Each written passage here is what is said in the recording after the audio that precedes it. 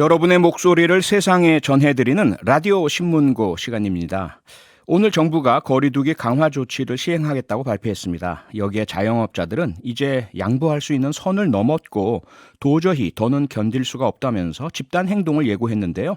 조지현 자영업자 비대위 대표 지금 연결돼 있습니다. 조지현 대표님, 안녕하세요. 네, 나와 있습니다. 네, 자영업자분들 오늘 정부가 발표한 거리두기 조치 어떻게 보셨습니까? 일단 참담합니다. 여태 이 자영업자들이 이 코로나 사태에 가장 일선에서 네. 그 막대한 손해를 감내하면서 방역을 책임져 왔고요. 예. 이제 단계적 일상회복이라는 정부의 약속을 기대하고 뭐 여러 가지 일을 할 수 있는 준비들을 했었죠. 인력도 그렇고 뭐 재료들도 그렇고 이 많은 노력을 하고 이제는 조금 이전에 누적돼 있는 손해들을 좀 이제 만회를 할 수 있을 것이다라는 희망으로 열심히 일을 할 준비를 했었는데 다시 예전으로 돌아간다고 하니 좀 절망적인 상황입니다. 네, 뭐 우리 모두가 알고 있듯이 연말은 자영업자분들의 소위 대목 기간인데 더더욱이 피해가 크실 것 같은데요. 이번 조치로 어떤 피해들이 일어나는지 조금 구체적인 설명이 가능하실까요? 일단은 뭐 연말이라는 뭐 사람들이 많이 모일 수 있는 기간이라는 부분들도 있지만 그 전에 일단 지난 2년여간 저희 행정명령으로 매출 감소가 계속 영업 손실로 누적이 되어 왔지 않습니까? 네. 그래서 갖고 있던 재산들을 다 소진한 거는 물론이고요. 이제는 대출로 임대료나 뭐 인건비나 지금 유지를 하고 있는 상황이었거든요. 이런 분들이 대다수였죠. 근데 이제 열심히 일을 할 수 있다라는 그 어떤 기대가 있었는데 일단은 사적 모임이 10인에서 6인으로 줄고 방역 패스가 적용이 되면서 저 같은 경우는 공간 대관업을 하고 있는데요. 12월에 2개 매장 운영하면서 한 40개 정도의 예약이 있었는데 28개가 취소가 됐어요. 그리고 지금 이제 뭐 4인으로 인원 축소에 10시까지 운영이 되는 적용을 받는데 그렇게 되면 나머지도 다 환불을 해줘야 되는 상황이 되겠죠. 이 외에도 뭐 식당이나 호프집이나 이런 분들도 재료 준비를 하고 어떤 뭐 저희 자영업자 분은 참치집을 하시는데 12월 달 예약을 보고 1,500만 원어치의 이제 참치를 준비를 해놨는데 이제 예약이 다 취소가 되니 이 재료들도 다 버려야 되는 상황이 됐죠. 지금 내년에 저희 직접 대출 받았던 거 이제 원금 상환 기간도 도래합니다. 3월 달에는 원금도 다 갚아야 되는 상황이거든요.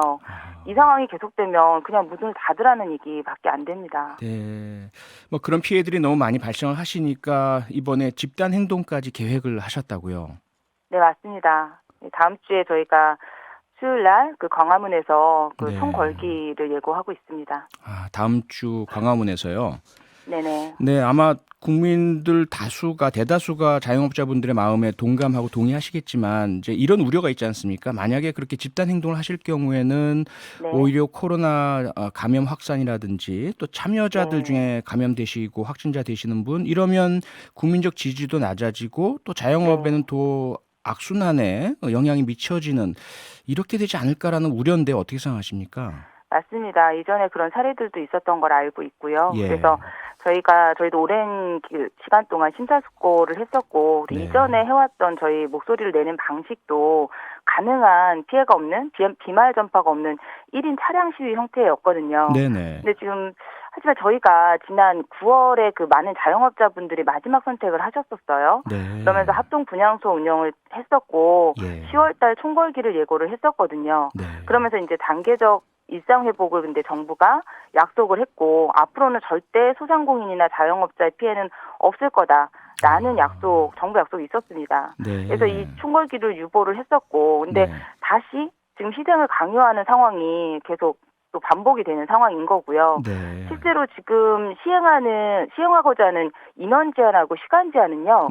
지난 7월 7일 날 처음으로 확진자가 1,000명이 늘면서 그 12일부터 가장 강력한 단계인 4단계로 뭐 저녁에는 최소 인원 2인 그리고 9시까지 시간 제한하는 그 제일 강력한 4단계 거리두기를 시행하지 않았습니까? 네, 그랬죠. 근데 이때 11월 1일 일상회복을 선언하기 전까지 10월 달까지 1,000명 이하로 확진자가 줄어든 적이 없어요.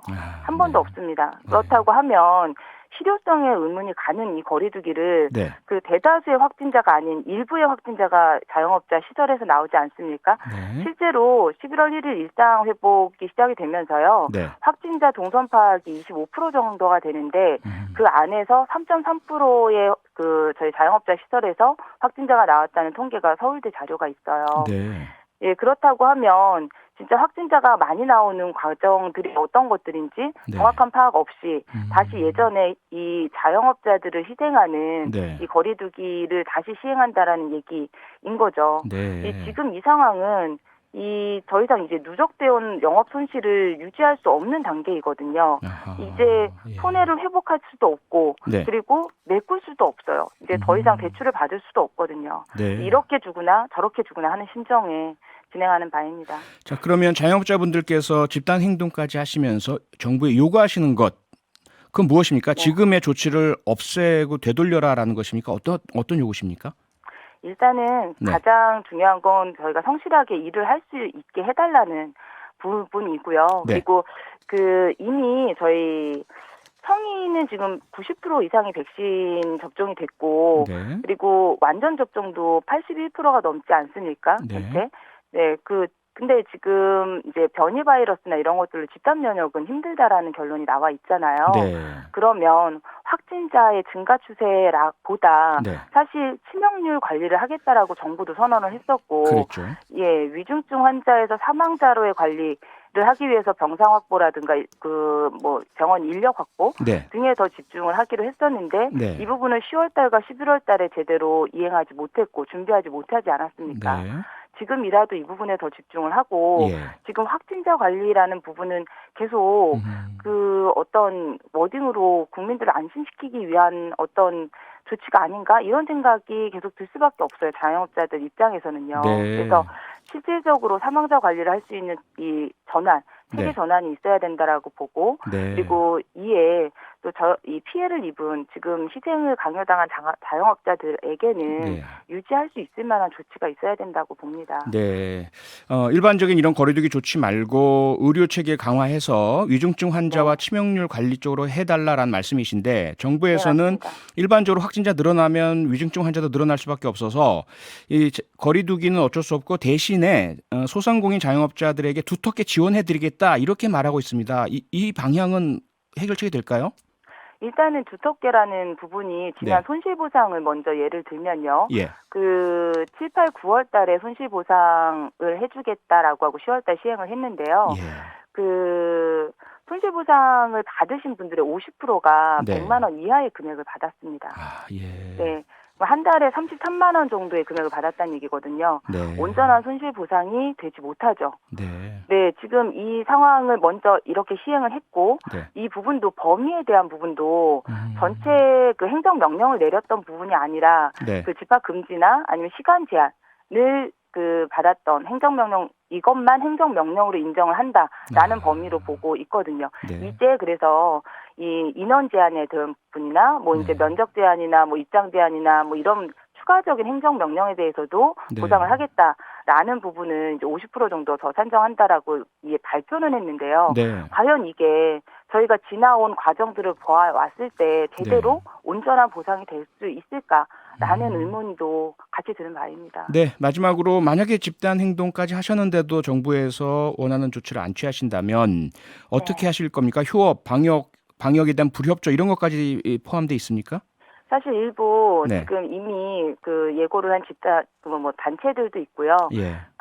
더 이상 아까 말씀드린 대로 이렇게 주거나 저렇게 주거나 그러니까 그렇다고 하면 네. 그냥 영업 강행을 하겠다. 그냥 이 보이콧 하겠다라고 하시는 분들도 많이 계세요. 지금 이 부분들은 정리 중에 있는 바이고요. 네. 마지막이라고 말씀 주셨으니까 저도 말씀드리면 예. 저희는 정부하고 싸우고 싶지 않습니다. 네. 정책하고 싸우고 싶지 않아요. 네. 저희도 마찬가지로 코로나하고 싸우고 싶습니다. 예. 저희가 바라는 바도 자영업자나 소상공인이 바라는 바도 네. 빨리 코로나 잠식이 되고 일상생활로 일상 회복이 되었으면 좋겠습니다. 근데 네. 이 시행하는 과정 중에 너무 편협적인 한쪽의 희생만을 강요하는 이 과정들이 네. 이제는 제가 죽음을 각오하고 남을 도우려면 자의적인 행위여야 된다고 생각하거든요. 네. 더 이상 강요받을 수 있는 일은 아니라고 보고 네. 같이 할 수 있는 다른 정책을 세워주시면 네. 저희 국민들도